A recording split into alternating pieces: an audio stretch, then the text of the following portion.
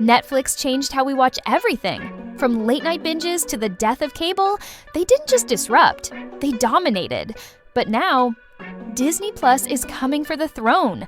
Armed with Marvel, Star Wars, and a vault full of childhood nostalgia, they've become the fastest-growing threat Netflix has ever faced. This isn't just a rivalry, it's a war for your screen time and your wallet. In this video, we're diving deep into the streaming battle that's reshaping the entire entertainment industry. We'll break down the rise of Disney Plus, the stumbles of Netflix, and what it all means for you as a viewer. So if you're tired of juggling subscriptions or wondering which platform is really worth it, you're in the right place.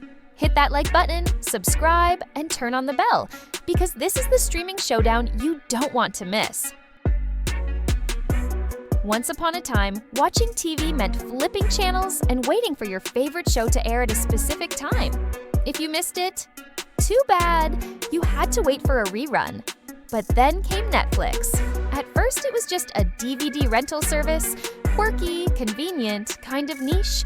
But when they introduced streaming on demand, everything changed. No more waiting, no more ads, no more cable bills, just instant access to whatever you wanted, whenever you wanted it. And we were hooked. Netflix didn't just give us entertainment, they gave us control. Suddenly, people were binging entire seasons in one weekend. Shows like Stranger Things, House of Cards, and The Crown didn't just attract viewers, they created fan cultures. Studios and networks panicked. Traditional TV was losing its grip, and Hollywood realized it had to adapt or die.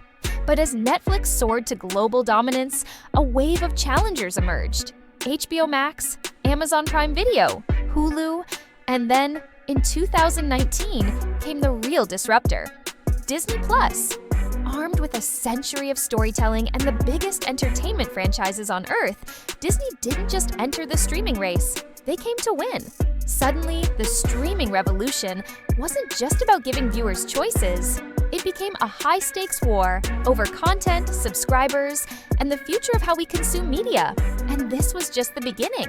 Before Disney Plus, before streaming bundles, and long before everyone and their dog launched a platform, there was Netflix. And for a while, they were untouchable. They weren't just ahead of the curve, they were the curve. Netflix revolutionized the industry by doing what no one else dared, investing billions in original content. From Orange is the New Black to Narcos to the global sensation Squid Game, they didn't just stream shows, they created global phenomena. By the late 2000s and 10s, Netflix had become the gold standard. They were in over 190 countries, adding millions of subscribers every quarter.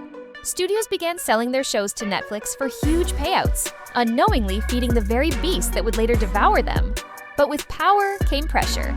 To keep people watching and paying, Netflix had to keep the hits coming. That meant spending more and more money.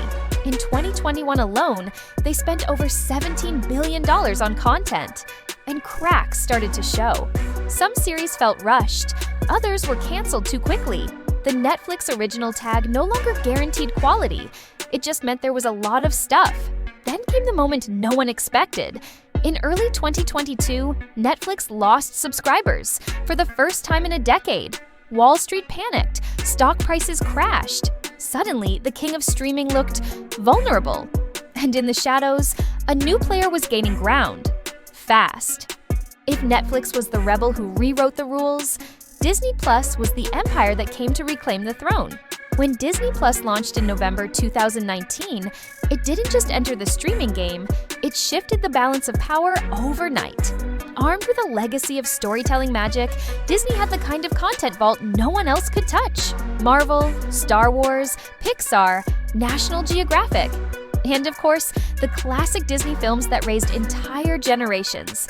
This wasn't just a platform, it was nostalgia, family, and fandom, all rolled into one subscription.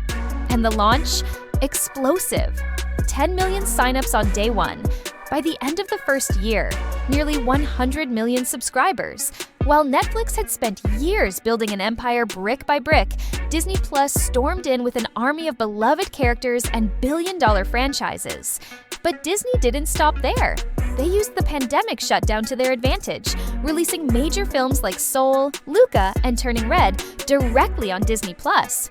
Then came The Mandalorian, which didn't just entertain, it transformed Baby Yoda into a cultural icon. Each release was a headline, each series an event. From WandaVision to Loki to the Book of Boba Fett, Disney Plus proved it could deliver blockbuster television, week after week, cliffhanger after cliffhanger. And while Netflix focused on volume, Disney Plus focused on brand power. Their strategy was clear: less content, more impact. Suddenly, the question wasn't whether Disney Plus could catch up. It was, how long until they overtake everyone? But as the two giants raced toward the top, a new challenge emerged, one that would test both platforms in unexpected ways. When Disney Plus entered the ring, Netflix didn't flinch. Instead, it tightened its gloves and prepared for a fight. This wasn't just a rivalry, it was a full-blown streaming war, with billions of dollars and billions of eyeballs at stake. Netflix doubled down on its strengths: international content, bingeable formats, and sheer volume. K-dramas like Squid Game became global sensations. Spanish thrillers like Money Heist proved that Netflix didn't need franchises. It could build its own. But Disney Plus had something Netflix didn't: emotional loyalty. Every Marvel movie, every Star Wars spin-off, every childhood classic was now locked behind the Disney Plus paywall, and fans were happy to follow. So, Netflix fired back. They launched their own franchises: The Witcher, Stranger Things, Bridgerton. They created a gaming division. They experimented with live events and interactive content. They even cracked down on password sharing, sparking outrage but also boosting revenue. Meanwhile, Disney expanded its empire even further, launching Hulu bundles, buying full control of Hotstar, and teasing a possible merger of all its content under one future super app. And as both giants clawed for dominance, a new complication arose: too many streamers, too little time. HBO Max, Peacock, Paramount Plus, Apple TV Plus, Amazon Prime Video, the market was oversaturated and viewers were getting tired. Prices went up, content got scattered, and suddenly the golden age of streaming started to feel exhausting. So the question changed. It wasn't just who's winning. It became, how long can any of them last like this? Would Netflix continue to dominate by evolving constantly? Would Disney Plus leverage its legacy IP to outlast the rest? Or would the whole system collapse under its own weight? One thing was certain: this war was just getting started. So where is all of this heading? If the last 5 years have taught us anything, it's this: streaming doesn't stand still. New trends are already reshaping the battlefield, and whoever adapts fastest may claim the throne. First, content is no longer king. Context is. It's not just about what you're watching. It's about how, when, and why. Platforms like Netflix and Disney Plus are investing heavily in AI-driven personalization, predicting what you'll want to watch before you even know it. Soon, your homepage won't look like anyone else's. It'll be tailored to your tastes, mood, time of day, even your recent searches outside the platform. Second, bundles are back. Remember when we ditched cable to avoid paying for dozens of channels? Ironically, we're heading back to something very similar. Only this time, it's streaming bundles. Disney Plus with Hulu and ESPN Plus, Netflix potentially partnering with gaming or tech companies, and even telecom providers offering subscription combos. Third, interactive content and live streaming are on the rise. Netflix is already experimenting with choose-your-own-adventure storytelling. Disney Plus could soon integrate live events, concerts, sports, even theme park experiences in real time. And then there's AI-generated content, deepfake actors, and immersive metaverse-style experiences. That's not science fiction anymore. It's a real possibility within the next 5 years. But the biggest shift? Power is moving to the viewer.